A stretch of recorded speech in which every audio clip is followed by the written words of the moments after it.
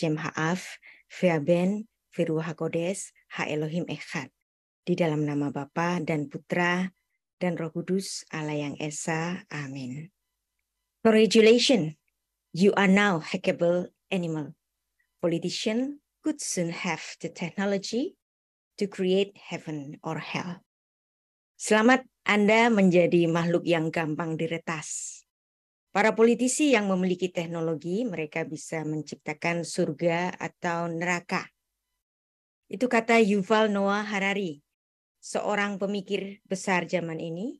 Dan kata-kata itu provokatif banget. Sekaligus benar banget. Humans are now hackable animals. Manusia menjadi makhluk yang gampang diretas. Bagaimana tidak? Karena kita masing-masing sendirilah yang membocorkan data-data kita sendiri.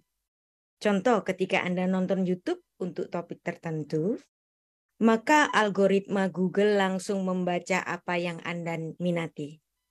Dan dia memberikan rekomendasi-rekomendasi tontonan YouTube yang lain. Itu kasus simple. Bagaimana kita sekarang ini sudah menjadi sosok yang hackable, gampang dibaca, gampang diprediksi oleh AI. Mengapa kita sekarang ini hackable? Because we are voluntary to do that. Kita sendiri yang dengan rela, nggak ada yang maksa, memberikan data-data kita sendiri melalui gadget kita. Sosial media kita, rekening bank kita, data-data belanja kita, apa yang kita sukai, apa yang kita benci, semuanya terekam pada HP kita. Semuanya memberikan data yang bisa dengan sangat mudah disimpan oleh suatu big data dari superkomputer yang memiliki kemampuan face recognizing, financial records, health records, education records, shopping records, dan seluruh data-data kegiatan yang kita lakukan. Saya sering tersentak, meski saya tahu itu nggak perlu.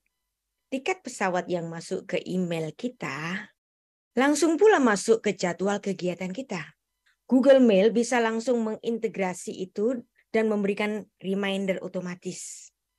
Tanggal, jam, dan terminal mana yang harus dituju. Data kita dengan mudah dibaca oleh AI.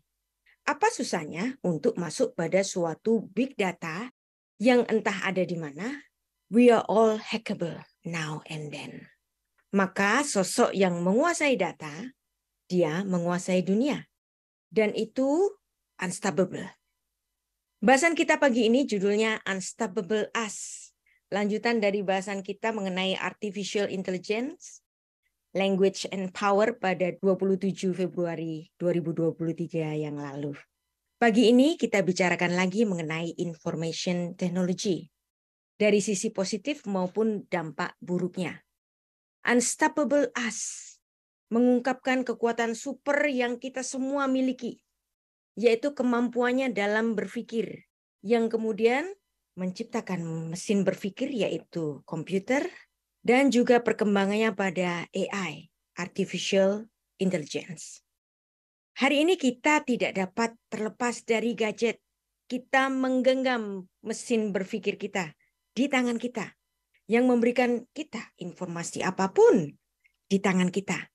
Tanpa paksaan kita dengan rela memulihkan data-data kita sendiri. Gadget menjadi mesin pengingat, mesin yang merekod seluruh kegiatan kita. Teknologi yang membuat kehidupan kita semakin mudah, sekaligus gampang diretas. Contoh dampak baik dari teknologi ini dapat kita rasakan pagi ini kan? Kita bisa berbagi berkat setiap pagi di DEM ini melalui Zoom, Facebook, YouTube. Demikianlah juga pelayanan saya secara online di www.sarapanpagi.org. adalah pelayanan based on website sejak tahun 2002 bersama partner saya Yohanes Kurniawan berlanjut terus hingga hari ini. Kami memanfaatkan teknologi untuk berbagi berkat, Bible study, dan filsafat Ibrani. Jadi kami berdua sudah menjadi partner selama 21 tahun. Aman, website Sarapan Pagi tetap konsisten untuk terus memberikan berkat bagi anak-anak Tuhan yang selalu haus untuk belajar Alkitab kepada mahasiswa-mahasiswa sekolah-sekolah teologi di Indonesia dan menjadi referensi terpercaya, trustworthy website, bahan-bahan informasi teologi yang baik untuk penulisan artikel ilmiah, jurnal, tesis, maupun disertasi. Unstoppable Us. Apa sih yang ingin terus dicapai oleh manusia? Manusia seolah mencapai almost godlike. Terbang dengan pesawat terbang dan pesawat ruang angkasa. Unstoppable you, unstoppable me. Unstoppable Us. Di era teknologi yang semakin maju seperti sekarang ini, hampir sebagian besar orang tidak dapat lepas dari internet. Banyak kegiatan kita yang bisa kita lakukan secara digital maupun online seperti menjual, membeli, mengirim uang, rapat, memesan tiket, mencari tahu alamat tempat, cari jodoh, cari apa saja. Teman saya ada yang benar-benar dapat suami dari kenalan melalui internet. Hanya orang perlu membuka mesin pencari dan yang paling kerap digunakan adalah Google. Dan Google atau Microsoft Bing, Yahoo, Baidu, banyak jawaban atas pertanyaan-pertanyaan sepele dalam hati kita terjawab dengan waktu beberapa detik saja. Mudahnya informasi mendapatkan macam-macam informasi, demikianlah pula orang akan mudah mencari data-data kita. Humans are now hackable animal. Manusia sudah menjadi makhluk yang gampang diretas. Pagi ini saya mengajak kita kembali secara arif mengamati perkembangan teknologi yang ada. Buatan manusia yang super cerdas. Dari manakah kecerdasan itu ada di dalam diri manusia? Jelas saja dari Tuhan. Kejadian 1 ayat 26. Berfirmanlah Allah, baiklah kita menjadikan manusia menurut gambar dan rupa kita, supaya mereka berkuasa atas ikan-ikan di laut dan burung-burung di udara, dan atas ternak, dan atas seluruh bumi, dan atas segala binatang yang melata yang merayap di bumi. Vayomer Elohim naaseh Adam betsalmenu kitmutenu. Uve of Hashamayim, uva behemah, uve kol haaretz, uve kol haremesh haromesh al haaretz. Ya, manusia tidak dapat berlari secepat singa yang sedang lapar. Manusia juga tidak dapat menyelam dengan kuat untuk mengalahkan ikan hiu yang besar yang sedang marah. Manusia tidak memiliki sayap yang kuat seperti Raja Wali. Manusia juga tidak memiliki sorot mata setajam elang yang dapat dengan tepat dari arah yang sangat tinggi di atas secepat kilat dapat memangsa. Namun manusia adalah spesies yang paling dominan di bumi ini. Manusia, seperti Kejadian 1 ayat 26, diciptakan dalam gambar dan rupa Allah sehingga dia menjadi penguasa dari seluruh ciptaan yang ada di alam semesta ini. Manusia memang tidak dapat terbang, tapi dia bisa membuat pesawat terbang. Manusia matanya tidak setajam elang, tapi dia bisa membuat lensa dan teleskop. Manusia tidak dapat menyelam dalam waktu yang lama, tapi manusia bisa membuat alat-alat yang membuatnya dapat menyelam seperti ikan dan juga kapal selam. Saya memberi judul Unstoppable Us, terinspirasi dari buku yang ditulis oleh Yuval Noah Harari, seorang filsuf besar zaman ini. How Human Took Over the World, persis seperti yang disebut dalam Kejadian 1 ayat 26. Ya, saya tahu Yuval Noah Harari adalah seorang ateis, seorang gay. Tapi dia punya belief dan gaya hidup yang dipilihnya tidak mempengaruhi saya. Saya hanya tertarik dengan caranya berpikir yang selalu out of the box dan selalu memberi trigger bagi saya untuk berpikir selanjutnya. Mulai dari buku Sapiens, Homo Deus, dan Unstoppable Us ini. Ini memang buku anak-anak, tapi menarik sekali bahasanya. Kadang seperti nggak adil deh. Yang ateis, yang LGBT, kadang-kadang pinter-pinter banget. Kadang-kadang lebih humanis. Yang agamis malah sering nyebelin. Jahat, pelit, banyak triknya, banyak fitnah, maruk duit, dan seterusnya. By the way, ketika kita berurusan dengan para ahli teknologi, para pemikir, para filsuf, kita banyak berurusan dengan orang-orang ateis memang. Saya tidak menganjurkan Anda menjadi ateis tentu. Tetapi pemikiran mereka perlu juga kita cermati dari sisi keimanan kita yang tetap melekat pada Kristus. Manusia adalah gambaran Allah. Manusia diciptakan dalam image Allah. Dan penuh dengan kemuliaan Allah, manusia dibuat oleh Tuhan yang berbeda dengan makhluk ciptaannya yang lain. Tuhan membuat manusia dari tanah dan dibentuk dengan tangan Tuhan sendiri. Dan Allah membuat segambar dengan dirinya. Allah kemudian menghembuskan nafas atau memberikan rohnya kepada manusia, sehingga manusia menjadi makhluk yang hidup. Allah kemudian memberikan mandat untuk menguasai seluruh ciptaan Allah yang lain. Manusia menjadi wakil Allah di bumi. Manusia sangat berharga di mata Tuhan. Oleh karenanya, ketika manusia jatuh ke dalam dosa, Allah menebus manusia dengan turun ke dunia sebagai manusia dan mati di kayu salib. Supaya manusia dapat dipulihkan kembali dan menjadi serupa seperti Allah. Dan berkuasa kembali atas seluruh ciptaan Allah. Kejadian 1 ayat 28 adalah sebuah berkat sekaligus perintah. Berkat ini juga muncul pada Kejadian 9 pada Nuh dan juga pada Kejadian pasal 17 kepada Abraham. Kejadian 1 ayat 28. Allah memberkati mereka. Lalu Allah berfirman kepada mereka, beranak cuculah dan bertambah banyak. Penuhilah bumi dan taklukkanlah itu. Berkuasalah atas ikan-ikan di laut dan burung-burung di udara dan segala binatang yang merayap di bumi.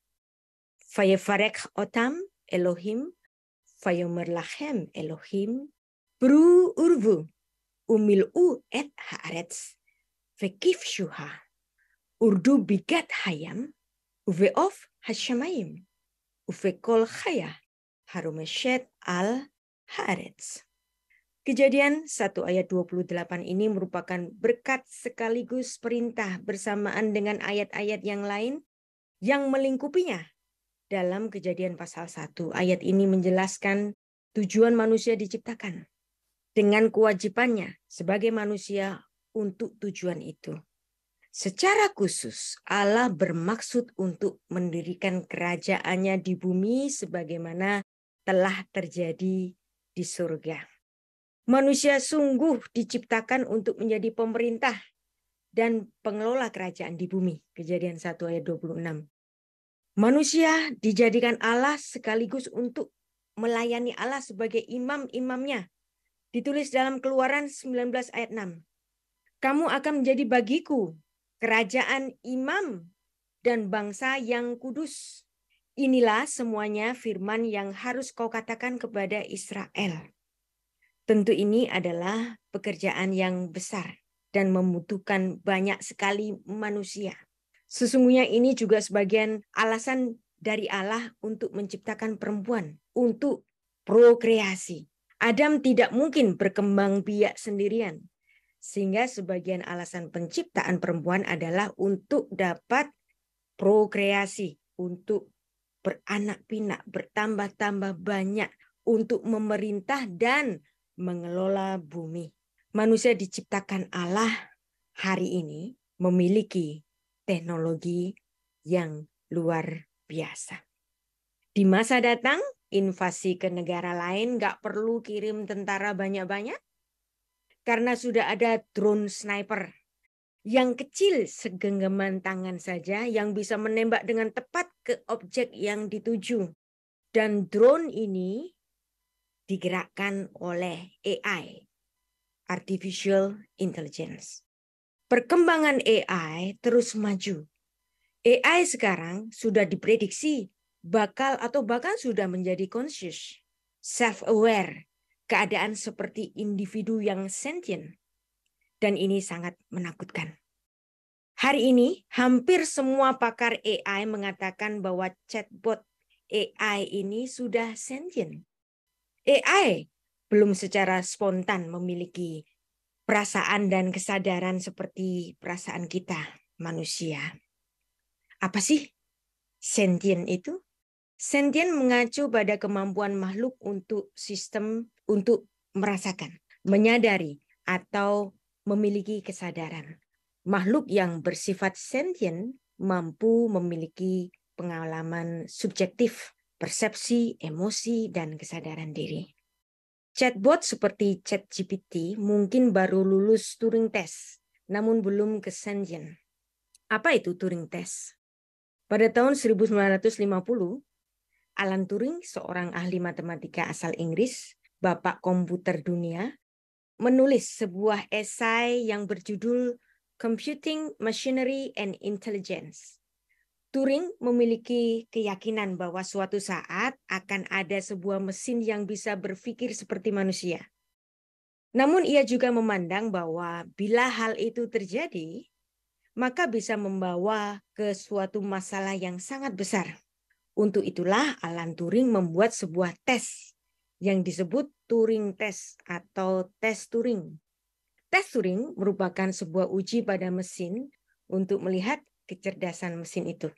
Alan Turing berpendapat jika manusia bisa membuat mesin yang dapat berpikir, Makshef bahasa Ibraninya, maka harus ada sebuah kriteria yang pasti untuk mengatakan apakah mesin itu mampu menyamai kecerdasan manusia. Pada awal Juni 2022 tahun lalu, seorang Google engineer bernama Blake Lemoine, dia diskors dari perusahaan setelah ia mengklaim bahwa generator chatbot cerdas buatannya, AI Lambda, telah mencapai perkembangannya. Dan dia membuat dialog application pada AI system buatannya. Bahwa itu sudah mencapai sentient. Ini merupakan terobosan a breakthrough conversation technology.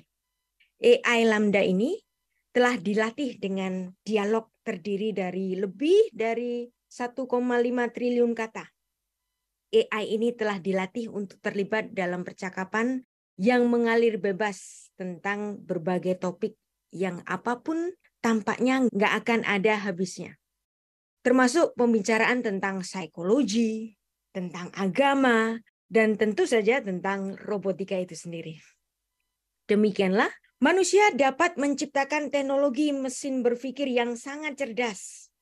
Namun, AI ini nggak hanya cerdas, tapi dia juga berpotensi memiliki perasaan, emosi yang mirip dengan makhluk yang memiliki jiwa, sentient.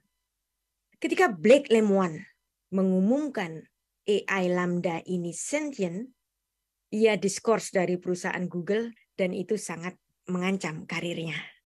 Ketika Blake Lemoine mengatakan AI Lambda sudah menjadi orang, jika AI Lambda ini sudah menjadi orang dan memiliki jiwa, emosi, dan perasaan, mungkinkah suatu saat dia akan beragama?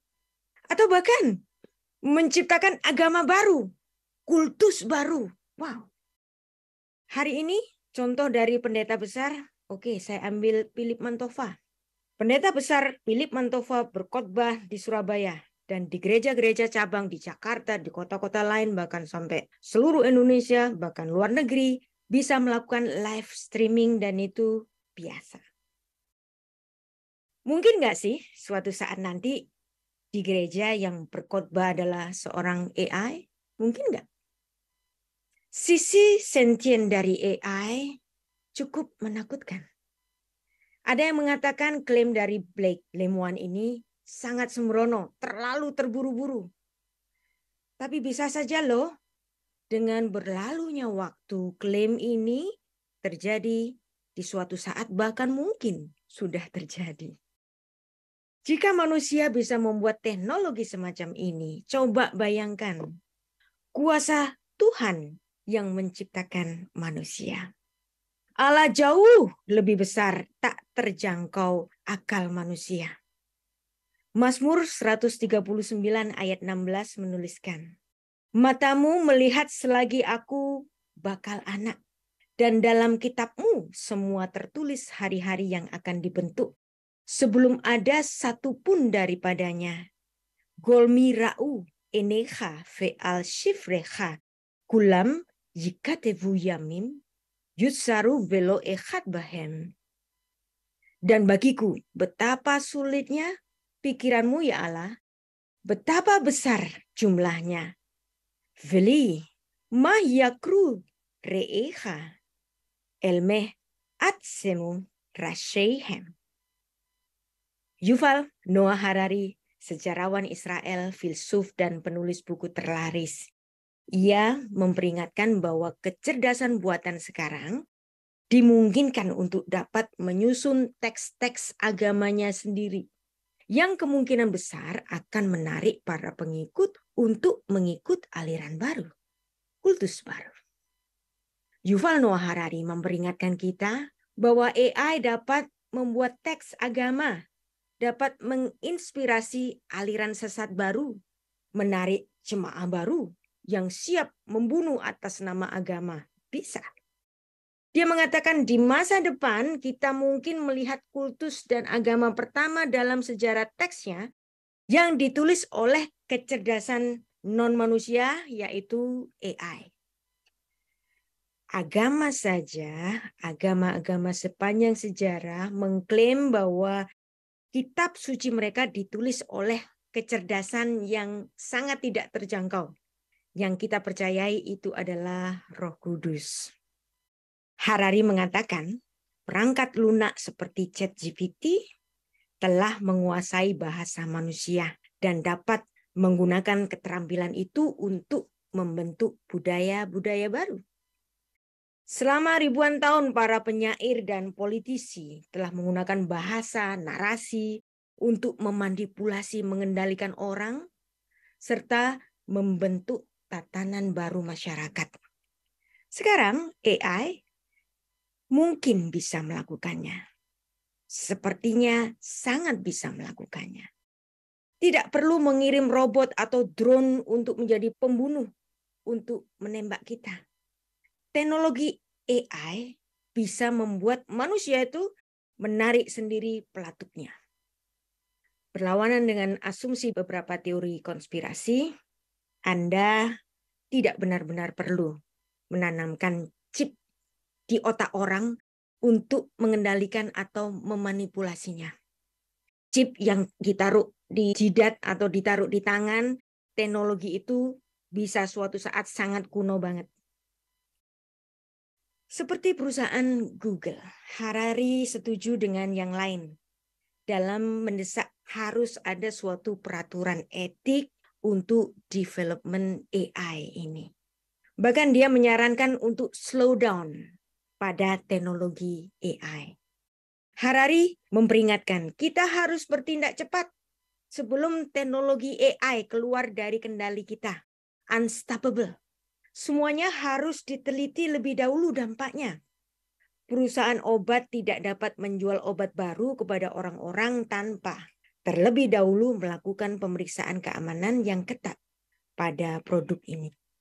Demikian pula pemerintah harus segera melarang rilis ke domain publik teknologi AI yang lebih revolusioner dan harus dibuat betul-betul aman. Baru-baru ini aliran Yahudi Hasidi yang ultra ortodoks itu melarang penggunaan AI. Sekte Skyver yang berbasis di New York memperingatkan penganutnya bahwa AI ini adalah suatu hal yang terbuka untuk semua kekejian, sebuah bidat dan perselingkuhan agama tanpa batas.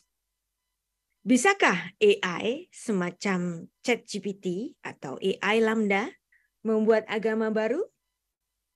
Dunia berada di ambang iman kontemporer yang bisa dimulai oleh AI yang menulis teks sucinya sendiri. AI telah melewati batas baru dengan mendapatkan suatu kekuasaan, bahasa-bahasa kita. Dan sekarang ia mampu menggunakannya untuk membentuk budaya baru. Elon Musk mengatakan kekhawatirannya bahwa AI bisa menjadi the end of human. AI menguasai kita. Elon Musk ingin mendorong teknologi hingga batas absolutnya. Dari perjalanan luar angkasa hingga mobil yang dapat mengemudi sendiri. Tetapi dalam hal AI, Elon Musk membatasi kecerdasan buatan. Sisi sentien dari AI sungguh mengkhawatirkan.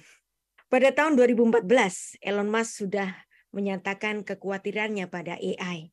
Ia menyebutnya sebagai suatu ancaman eksistensial terbesar. Seolah-olah manusia bermain-main dengan memanggil setan, seperti main-main jelangkung. Tahun lalu, Elon Musk pernah nge-tweet, Deus ex machina, God from the machine. Pada saat itu, Musk juga mengungkapkan bahwa ia berinvestasi di perusahaan AI bukan untuk menghasilkan uang, tapi untuk mengawasi teknologi itu jika tidak terkendali. Ketakutan utamanya adalah bagaimana jikalau AI itu ada di tangan yang salah. Film-film James Bond, Mission Impossible juga membahas tentang ini, bukan? Jika AI menjadi maju, itu bisa menyalip manusia dan mengakhiri umat manusia yang dikenal dengan istilah the singularity. AI menulis suatu berbasis data. Jika dia bicara tentang COVID, sangat berbasis data. Tidak mustahil AI dapat memberikan penafsiran Alkitab berbasis data yang sangat akurat. Jadi apa yang tidak bisa dilakukan oleh AI sekarang ini? Kalau levelnya semakin sempurna, AI nanti bisa menciptakan AI. Dan itu unlimited, unstoppable. Sekarang saja ada AI ensiklopedia, ada AI translator yang sangat hebat sekali. Google Translate sudah sangat maju. Jadi bukan hal yang mustahil kalau ada AI agama, AI religion. Itu bukan hal yang tidak mungkin. Walau saya lebih condong bahwa teknologi AI dan perkembangan AI lebih diarahkan ke komersial, tapi terlepas dari ketakutannya kepada kemajuan AI ini, Elon Musk tetap berinvestasi di grup AI Vicarious ada di San Francisco, di DeepMind yang telah diakuisisi oleh Google dan OpenAI yang menciptakan program ChatGPT yang sangat populer hari ini, yang juga telah menggemparkan dunia dalam mungkin beberapa bulan terakhir ini.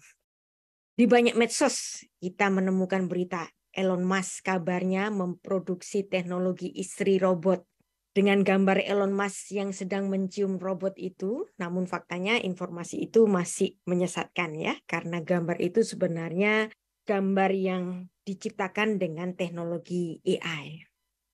Juga ada gambar Mark Zuckerberg dengan istri robotnya, yang dimana istri yang dapat diprogram menjadi penurut, tidak banyak nuntut, dijamin bakal nggak selingkuh juga. Terkait produksi robot, perusahaan Elon Musk memang berkecimpung di dunia robotika yang dikembangkan dengan teknologi AI. Jadi demikianlah teknologi dengan AI ini terus berkembang unstoppable. Kata Rabbi Jonathan Sacks pada tahun 2012. Dan perkataan ini menurut saya sesuatu yang avant-garde banget. Dia mengatakan, it took the discovery of artificial intelligence to give us an insight into divine intelligence. Jadi kalau Anda ingin memahami divine intelligence hari ini, kita dapat membandingkannya dan coba membayangkan dengan penemuan yang dikembangkan oleh artificial intelligence yang diciptakan oleh manusia pada zaman ini. Alkitab mencatat bagaimana Tuhan menciptakan manusia yang memiliki akal budi, yang pada akhirnya melawan Dia. Demikianlah, bukan hal yang mustahil bahwa AI yang mulanya dapat menolong manusia, pada akhirnya AI bisa berpotensi menjadi ancaman bagi manusia. Tuhan dengan kedaulatannya yang dapat menguasai manusia, walau manusia itu dapat melawan Dia. Banjir besar di zaman Nuh adalah satu contoh tindakan Allah ketika kejahatan manusia itu sudah keterlaluan. Demikian juga dengan teknologi AI yang dibuat oleh manusia yang menaruh dirinya seperti Tuhan. Tapi Bisakah manusia nanti memiliki kekuatan untuk melawan AI jika AI itu sudah melebihi kewajarannya? Tampaknya inilah yang ditakutkan oleh Google Corporation, juga Elon Musk, maupun Yuval Noah Harari terhadap perkembangan AI yang tak terbendung, unstoppable. Unstoppable us yang bertindak seperti Tuhan, playing God. Human now are hackable animals. Seseorang mudah meretas sesamanya. Tentang playing God, Alkitab telah menulis tentang Hillel ben Shachar, seorang raja Babel yang ditulis dalam Yesaya 14 ayat 12-15. Wah, engkau sudah jatuh dari langit, hai bintang timur putra fajar, Hillel ben Shachar. Engkau sudah dipecahkan dan jatuh ke bumi. Hai yang mengalahkan bangsa-bangsa. Engkau yang tadinya berkata di dalam hatimu, aku hendak naik ke langit. Aku hendak mendirikan tahtaku, mengatasi bintang-bintang Allah. Dan aku hendak duduk di atas bukit pertemuan, jauh di sebelah utara. Aku hendak naik mengatasi ketinggian awan-awan, hendak menyamai yang maha tinggi. Sebaliknya, ke dalam dunia orang mati, engkau diturunkan ke tempat yang paling dalam di liang kubur. Yesaya 14 ayat 12-15 adalah syair yang ditujukan kepada ciptaan Allah yang menentang sang pencipta. Kepada raja yang teramat sombong, megalomania, oleh karena kepintarannya, kejayaannya, sehingga kemudian raja itu akan direndahkan dan diturunkan ke dalam dunia orang mati. Problematika kehidupan manusia merupakan satu paket dengan eksistensi dirinya. Playing God, bersikap seolah-olah sebagai Tuhan. Unstoppable us, teknologi bergerak terus maju membuat manusia semakin cerdas, menciptakan cara hidup, budaya, kemampuan berpikir yang terus berkembang maju. Namun semua pasti akan menuju kepada akhirnya. Unstoppable us, benarkah terus akan unstoppable us? Hanya Tuhan yang dapat menghentikan semuanya itu pada akhirnya. Kesombongan manusia yang unstoppable pada akhirnya akan berakhir. Yesaya 2 ayat 11.